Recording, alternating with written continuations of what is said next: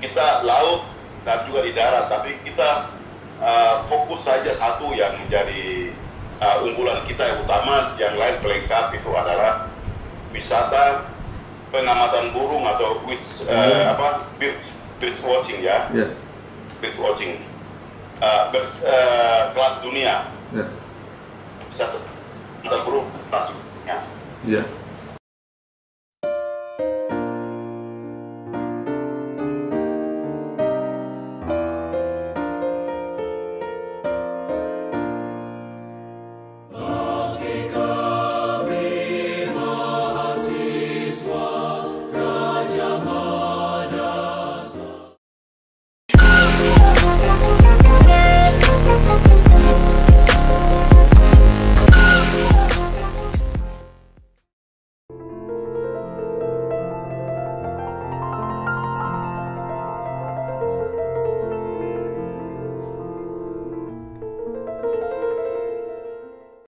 Baik, terima kasih bersama saya Bambang Sadono di kanal Inspirasi untuk Bangsa.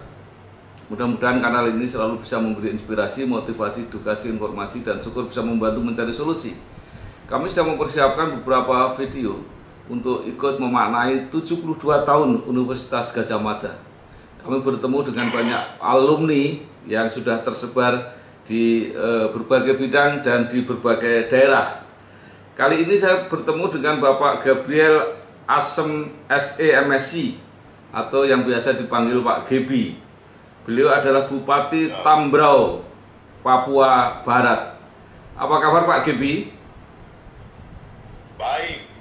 Iya, terima kasih Pak Gebi.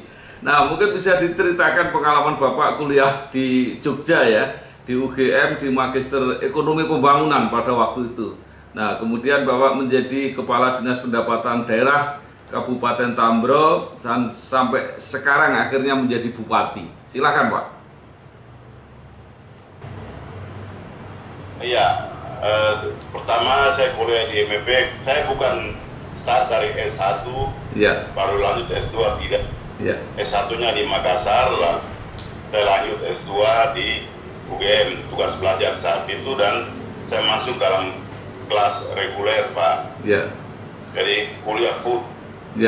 Kuliah full di kampus, saya bawa keluarga semua tinggal di Jogja, lalu kuliah full di sana, startnya dari Januari 2006, wisuda Oktober 2007. Begitu. Lalu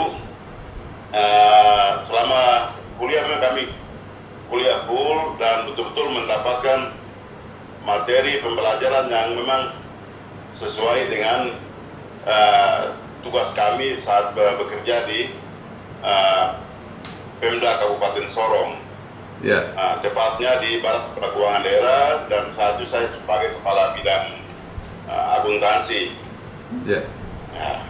Jadi materi yang diajarkan Pak betul-betul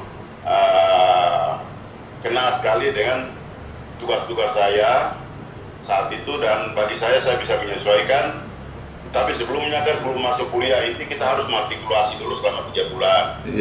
Setelah matrikulasi lalu kita kuliah full Pak.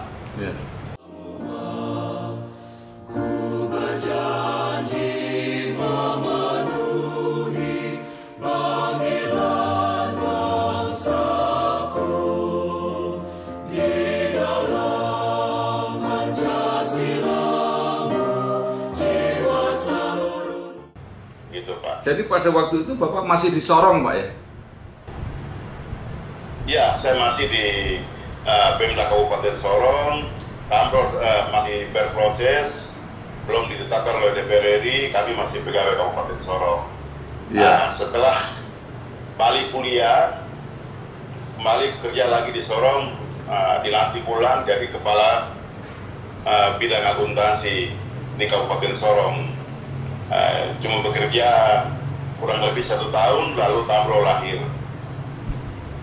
Tambrau lahir melalui Undang-Undang Nomor 56 tahun 2008. Tetapi efektif berpemerintahan itu setelah pelantikan Bupati, tepatnya di bulan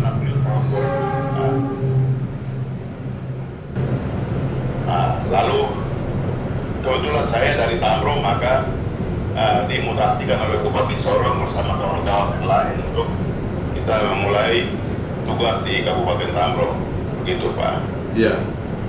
Nah, selama di Gajah Mada selain ilmu dan pengetahuan, nilai-nilai apa yang Bapak dapatkan? Ya, nilai-nilai yang saya dapatkan tentu keramah tamahan ya. Orang Jogja cukup santun sekali dengan siapa saja. Kebetulan saya ada kontrak rumah di sekitar Pogung Rejo itu dekat Selokan Mataram. Yeah. Lalu berbaur dengan masyarakat yang sekitar, ada tukang becanya, yeah. Ada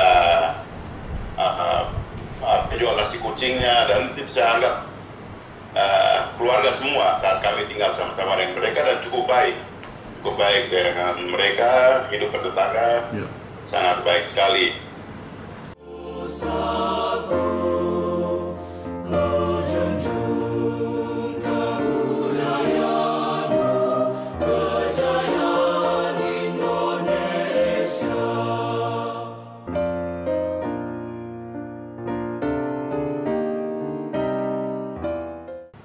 Begitu Pak. Ya, Bapak belajar bahasa Jawa kalau gitu? Saya tidak full ya, tidak full untuk belajar satu dua kata mungkin bisa, tapi ya tidak sama dengan adik-adik mahasiswa yang dari S1, S2 di pasti berbahasa Jawa. Iya. Ya. Mungkin Bapak bisa cerita prosesnya sampai menjadi bupati, Pak? Iya, jadi proses saya menjadi bupati ya cukup panjang. Saya tidak berambisi Pak untuk saat itu jadi bupati, karena banyak teman-teman yang lain yang sudah ditunjuk jadi karateker bupati Kabupaten Tambro, terus yang lain juga yang satu sama-sama menjadi kandidat. Tetapi mereka adalah orang dari luar. Yeah. Jadi saya ditunjuk, didaulat oleh masyarakat untuk coba maju supaya harga diri kita bisa terangkat sebagai orang Tambrau. Ya, dan puji Tuhan saat itu terpilih. Tetapi saat visi misi saya minta bantuan dari tim dari UGM, ya dikomandani oleh Profesor Dr. Wihana Kiranajaya yang staf sekarang ahli Menteri Perhubungan, dengan seluruh tim mendampingi saya terkait dengan visi misi Pemda Kabupaten Tambrau.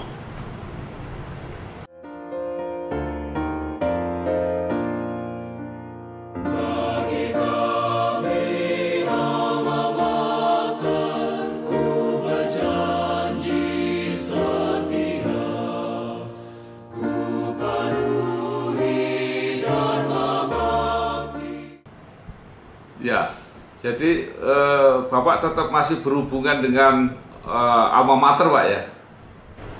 Ya, alma mater. Ya. Bahkan saya saat itu dalam rangka penyusunan visi misi hampir 1 bulan di Jogja. Ya. Itu ada hotel lagi kan, penginapan di dalam itu gedung utama ya Pak. Ya. Jalan utama masuk itu ada hotel. Tapi tinggal di situ juga bisa konsultasi sama dosen, terutama Pak Prof, dengan baik.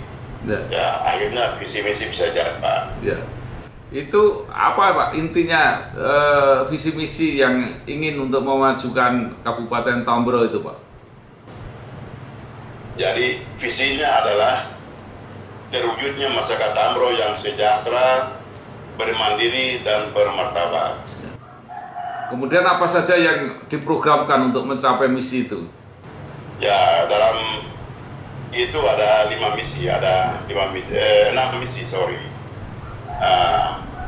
Utamanya adalah membangun infrastruktur dasar. Tambro masih nol betul, minim infrastruktur, minim pelayanan pendidikan, minim pelayanan kesehatan dan seterusnya. Sama sekali tidak ada apa-apa. Maka oleh para dosen itu, yang pertama adalah kita bangun infrastruktur. infrastruktur dasar supaya menjadi penggerak ekonomi di daerah, dan juga mendukung proses tugas-tugas pemerintahan, pendidikan, kesehatan. Karena saat itu ya kita mulai menjabat itu jalan belum ada, Pak. Jadi mau bangun puskesmas, mau bangun kantor listrik segala macam menggunakan helikopter, Pak.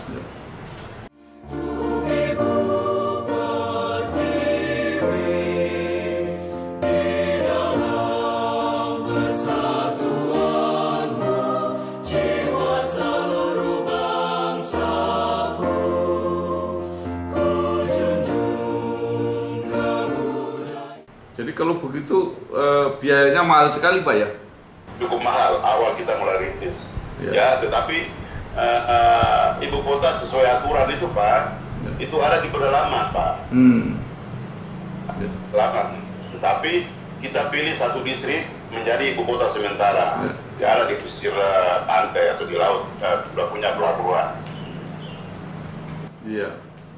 Nah, pertama yang Bapak lakukan antara lain adalah membangun pembangkit listrik. Bisa diceritakan ini, Pak? Ya, infrastruktur dasar itu antara lain jalan, jembatan,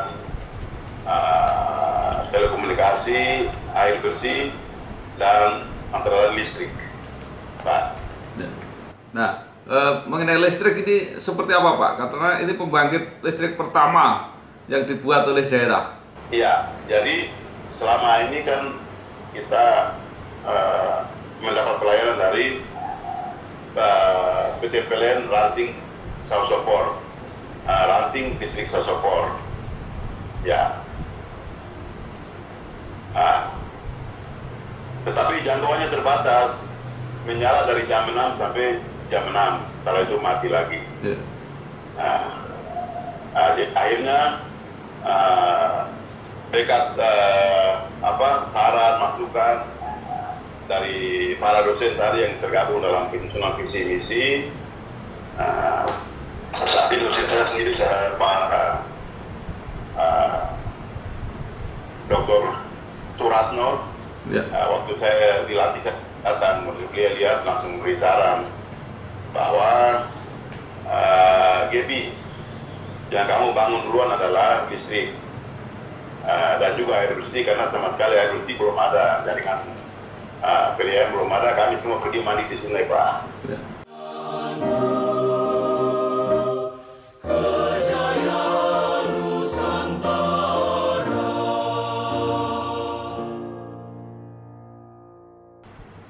Ya. Nah, kemudian bagaimana, Pak, itu prosesnya membangun pembangkit listrik ini sampai kemudian berhasil? Ya, jadi kita bangun, kita lihat sungai terdekat, sungainya atau dibilang Kalijodo. Di Jakarta ada Kalijodo, di Tangerang juga ada Kalijodo, Pak. Iya. Ya, itu ke hulu itu survei ternyata pas untuk kita bisa bangun sebuah pembangkit.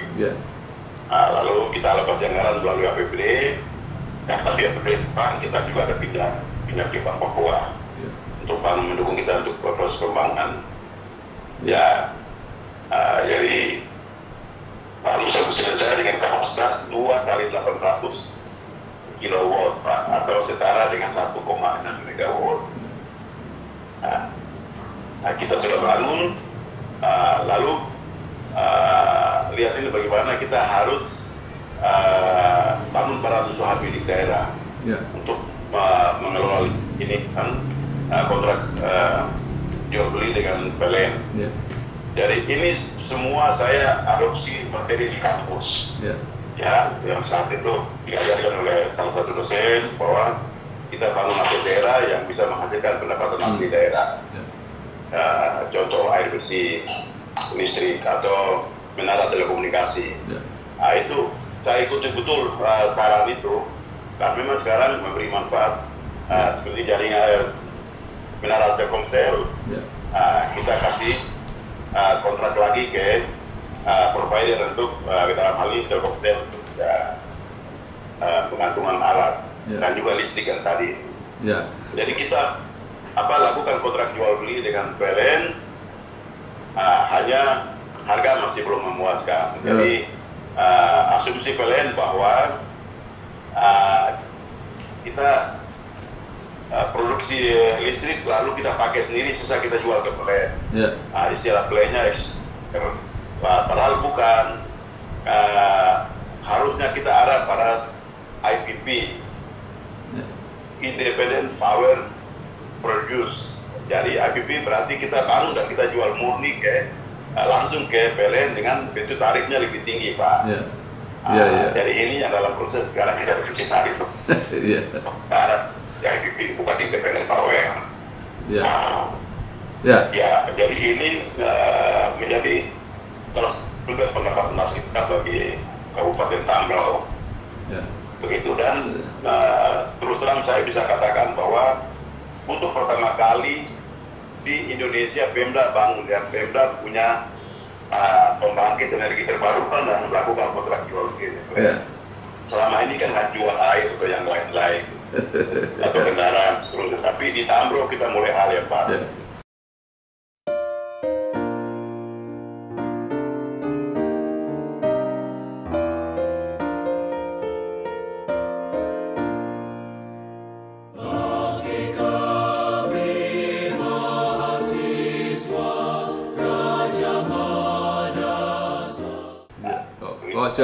Nah, pertanyaan saya, apakah setelah punya pembangkit sendiri ini kebutuhan listrik di Tambrau cukup, Pak? Artinya siang hari juga ada listrik? 24 jam sekarang, Pak. 24 jam. Sekarang saya bicara yang sekarang lampu menyala. Oh iya. Layanan semua dan. Iya. Ya, itu energi terbarukan. Iya. Nah, juga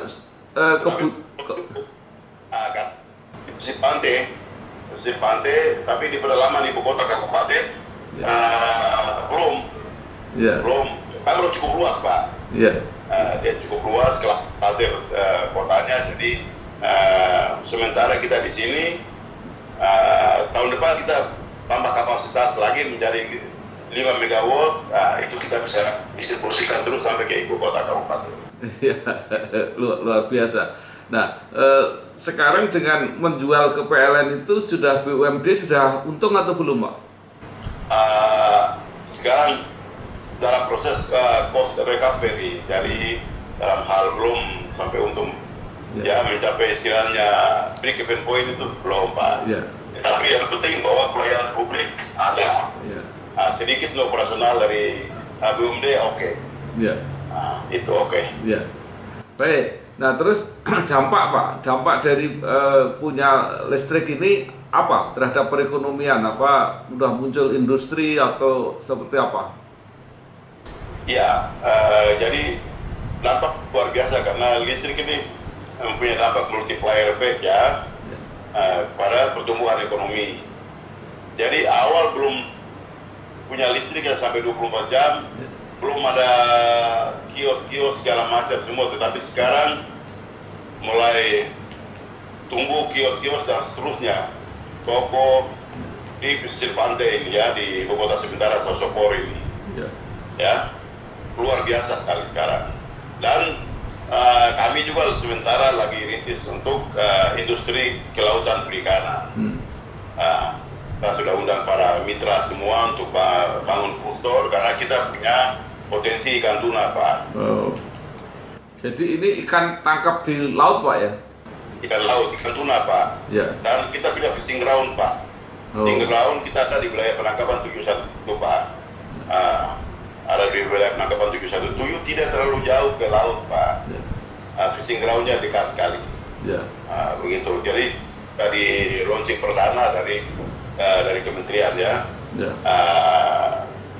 kelautan perikanan, dalam hal ini mewakili menteri dan pengolahan produk dan kelautan kemarin datang langsung launching perdana, Pak.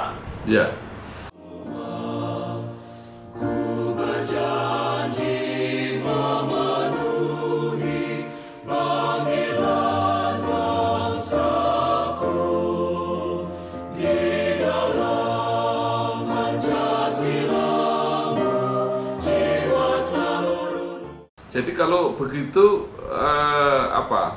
penghasilan utama Kabupaten Tambro selain perikanan apalagi Pak kira-kira? Yang menjadi unggulan kita itu jadi 4 unggulan yang kita harapkan untuk bisa menghasilkan PAD.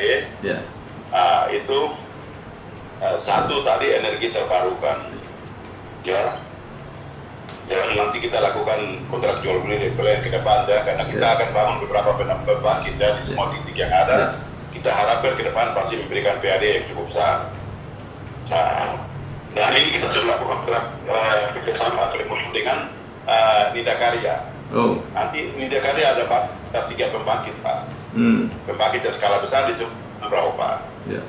Begitu. Itu tenaga air Pak ya? Bagi hasil dengan PT Dika. Ya. Jadi tenaga air. Jadi target Tambro semua akan kita pakai listrik tenaga air. Semua energi fosil kita tinggalkan. Iya. Ya. Kemudian pertama pembangkit listrik, kedua apa Pak? Perikanan tadi. Kedua laut dan perikanan. Ya. Laut dan perikanan kita berencana produksi ikan tuna dan ikan pelagis.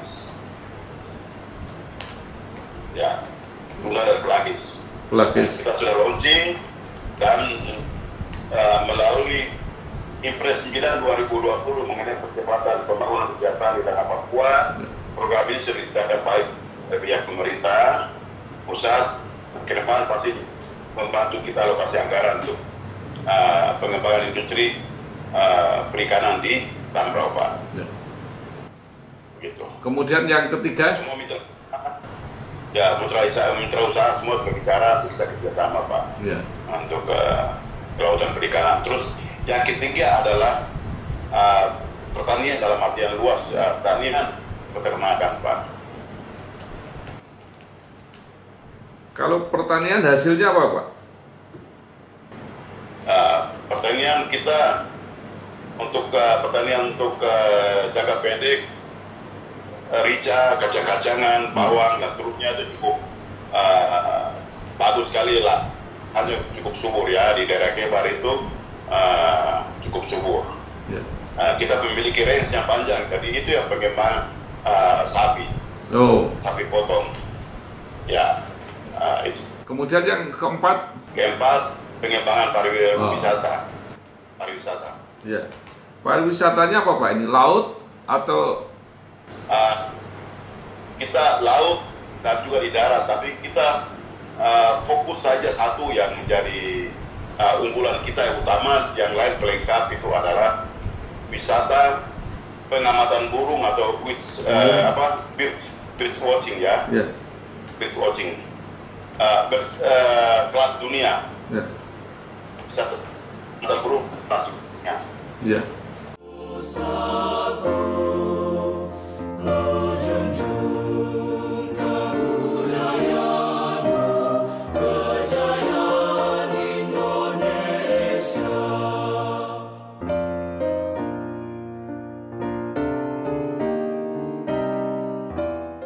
Itu apa Pak? Karena burungnya khas atau karena banyaknya burung di situ? Burungnya khas. Ya.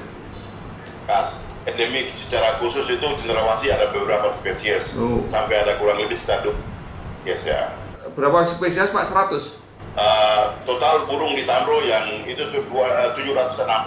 Ya. Tapi lebih fokus lagi itu ke sekitar 25 spesies yang bagus. Yang cendrawasih?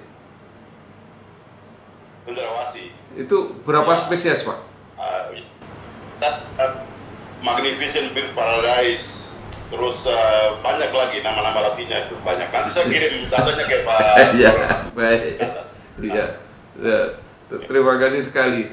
Nah, Pak Gebi ini kan sekarang sudah jabatan yang kedua. Nah, berarti masyarakat benar-benar mendukung Pak Gebi.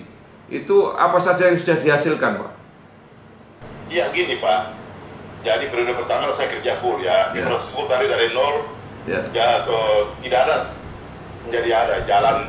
Ya dulu selalu kita lewat laut Pak di ibu kota sementara. Setelah itu saya buka jalan lewat menuju ke Sorong, jembatan, jalan, jadi lalu listrik, air bersih, telekomunikasi, SK.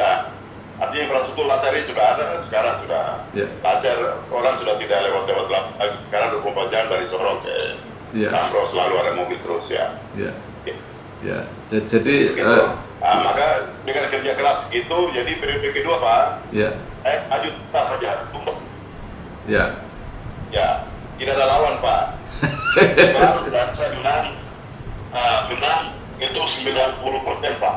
Menang 90%. Jadi selanjutnya tinggal nyalon gubernur itu Pak. Gitu Pak. Nah. Tuhan berkenan. Bapak kalau tidak salah sekarang menjadi ketua Kagama Papua Barat. Dipercayakan oleh teman-teman alumni semua. Saya jadi ketua Kagama, dilantik oleh Pak Ketua Umum jadi Pak Ganjar. Di 2018 kemarin, nanti tahun depan sudah selesai, nanti teman-teman yang lain yang alumni yang nanti mungkin Sorong atau dari mana lagi di Tuni mungkin mengertikan saya, silakan. Begitu. Itu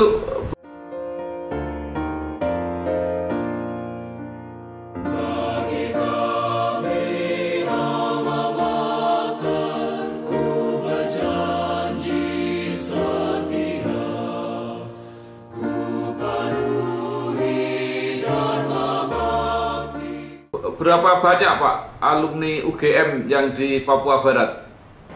Sekitar 400 lebih Pak, hampir 500. Wow. Tersebar di seluruh kabupaten kota yang ada. 2 kabupaten dan 1 kota. Jadi cukup besar Pak ya, alumni yang di Papua Barat jumlahnya ya. Yang dari Bupati di Tambro saya sendiri. Bupati di Sorong Pak Dr. Joni Kamuru, itu alumni. Bupati Teluk Bentuni Petrus Kasio, itu alumni UGM.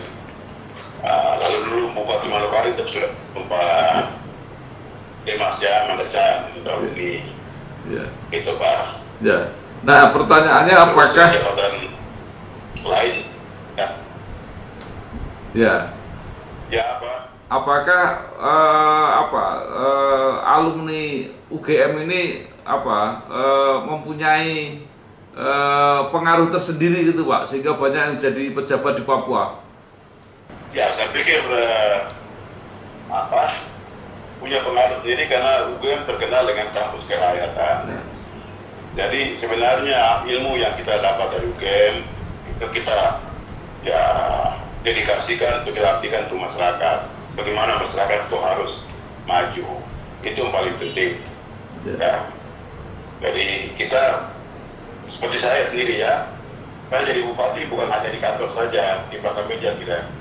Saya tahu dari masyarakat, kemana-mana sampai ke distrik, kampung semua, saya ada bersama mereka. Rumah saya juga tidak ada pengawalan ketat, terbuka 24 jam, siapa saja bisa datang. Ketemu saat kita beri pelayanan yang baik itu selama ini saya lakukan sampai sudah mau selesai tugas.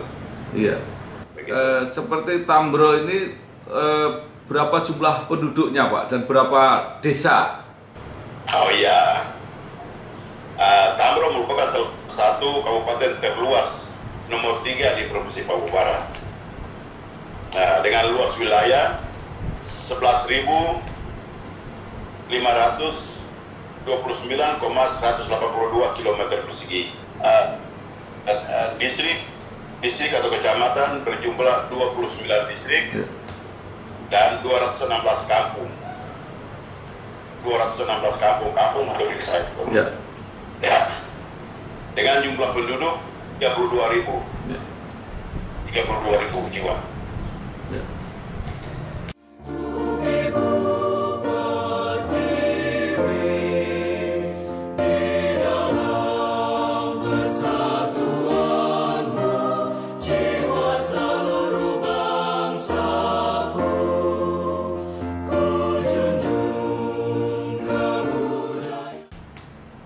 keamanan bagus Pak ya?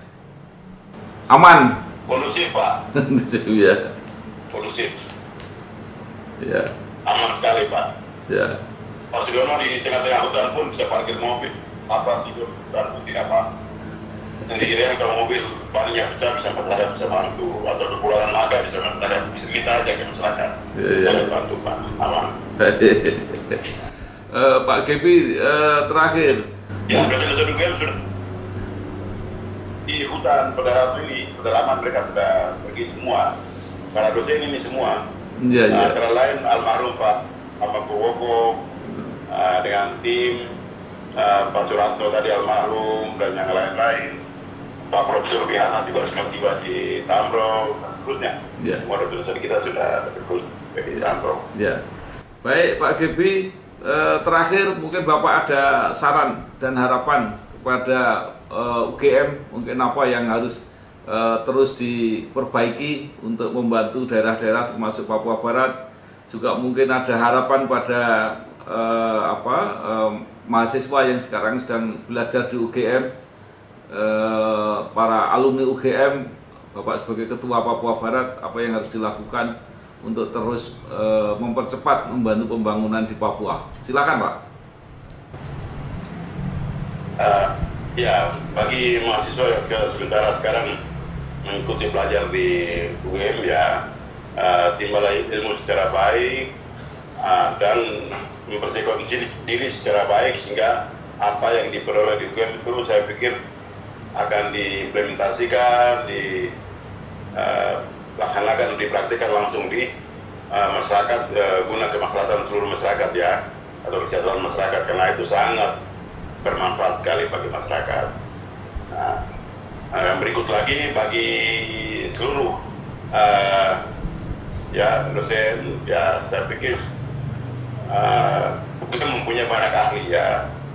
Banyak ahli itu sebaiknya bekerja sama dengan pemerintah daerah sehingga para ahli yang dimiliki oleh UGM ini ya bisa dengan berbagai bidang ilmu ya, nah, itu bisa bekerja sama dengan seluruh pemerintah daerah ini sehingga manfaatnya bisa sangat dirasakan sekali. Katakanlah seperti saya, saat menjabat saya minta bantu visi misi, minta bantu untuk RPJMD, saya minta bantu untuk penyusunan rencana induk pengembangan pariwisata. Semua itu tim dari UGM membantu saya untuk melakukan penyusunan dan bidang-bidang yang lain lagi begitu Pak. Ya.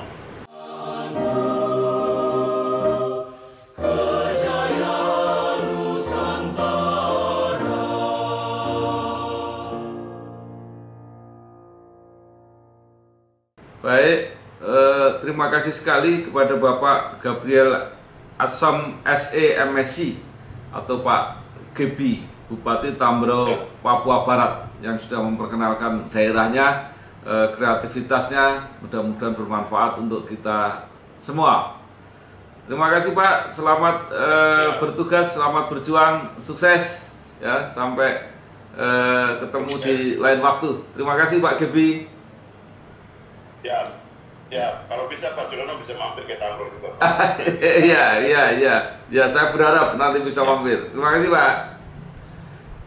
Makasih. Ya, shalom. shalom. Shalom.